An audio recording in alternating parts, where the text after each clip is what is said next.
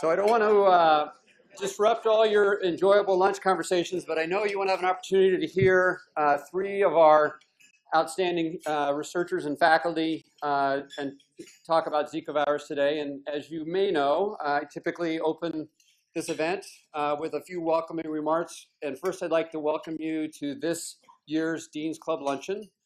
You're here because you are friends of the School of Veterinary Medicine and have been supporters of the school through the course of its history and your lives. And I very much appreciate all the support that you've given to the school and help it become what it is today, which is one of the most outstanding schools of veterinary medicine in the country.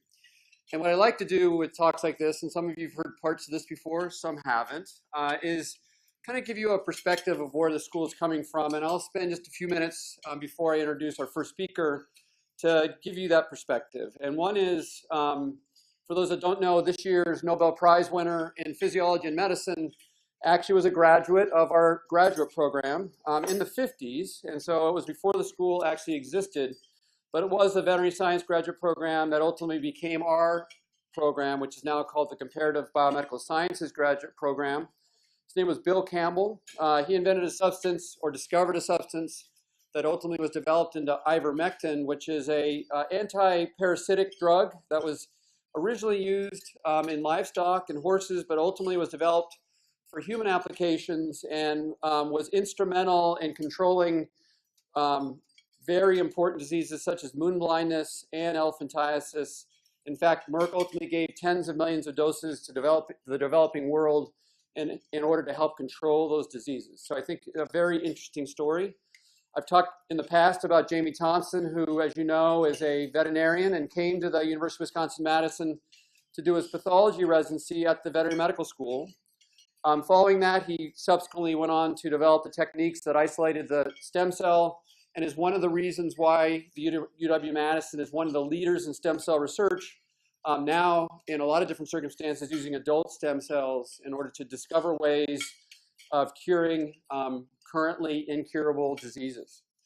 Another representation of kind of the impact of the school is Yoshi Kaloka. He's a world leading expert in influenza research, has received a wide array of awards throughout his career, and in this past year received two awards, one called the UNESCO Award, which has only been given every 10 years or so, and the other, what's considered the most prestigious award in Japan, the Japan Academy Award, and it's Japan Award, Prize Award, I guess is exactly what it's called. And he was given that award by the Emperor and Empress of Japan this past summer.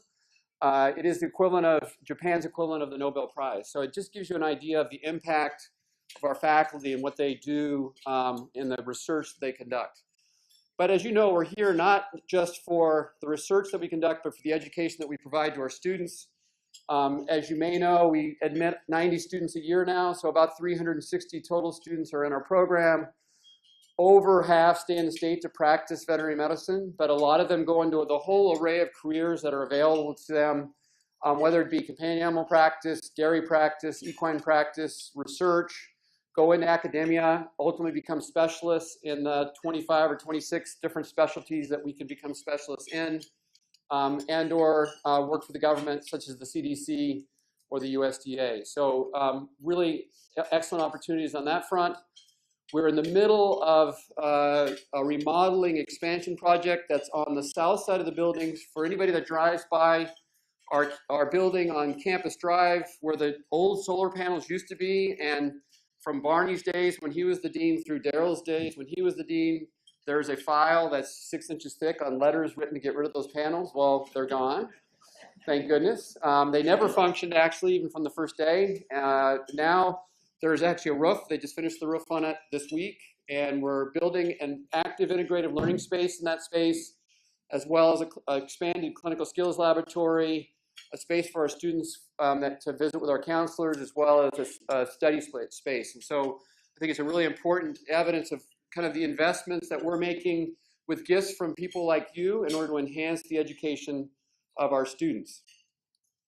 What I'd like to announce today, though, is we're about to enter the public phase of our capital campaign, which is to build a new building across the street from the school in that flat parking lot to the south of the school, which is going to do many different things and really position the school for the next 30 years to continue to excel and continue to be ranked at least as high nationally as we are ranked today, which is 5th, but our goal obviously is to continue to improve in that ranking by U.S. News and World Report. Here's an example of what it might look like. Let me see if I can get a pointer to work. So if you come in Linden Drive and turn left off of Easterday Lane, this is Linden Drive. So actually Linden Drive will be closed off for about half of its length of the building. And the new entrance to the school, to the hospital actually will be here. And on the other side of that will become an interior courtyard with connectors between the new building and the current building on all 3 floors. The first floor will double the size of our small animal hospital. The second floor will expand our basic laboratory space by about 1/3, in addition to having more faculty offices, as well as graduate student offices and conference rooms. And the third floor, which is important based on what you're going to hear today, will triple the size of our infectious disease laboratory space, something that we critically need given our expertise and the expertise of the faculty that we have. I'd like to also highlight one of the main components of really getting this campaign launched was a leadership gift by Karen Walsh and Jim Burby, who's back there. Raise your hand, Karen. It was a $3 million matching gift to really launch this capital campaign in the quiet phase. We've already, in the first several months of that match, already had $1 million matched to that, so only $2 million is left in that matching opportunity. But really, it's helped us get started in this campaign. It's about a $115 million project. I've convinced the chancellor to have us ask the state to bond $75 million of that, and we'll have to see how the budgets all come together for that, whether that'll actually come to fruition, but that's certainly our goal in the 2019 to 21 budget. So that means we need to raise about $40 million towards this project.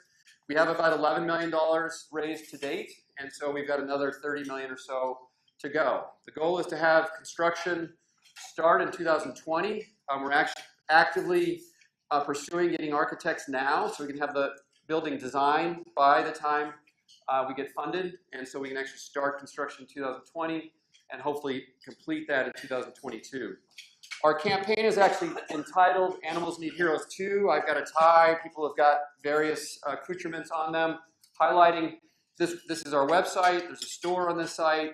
There's a lot of stories about what this building will do to advance the school and maintain its excellence over the coming decades. And so I'd encourage you, if you have any interest in helping us in this process and in this project, to contact either Heidi Kramer, raise your hand, Heidi, or Pat Bowdish, or me, or Christy Thorson, and we'd be glad to talk to you about those opportunities.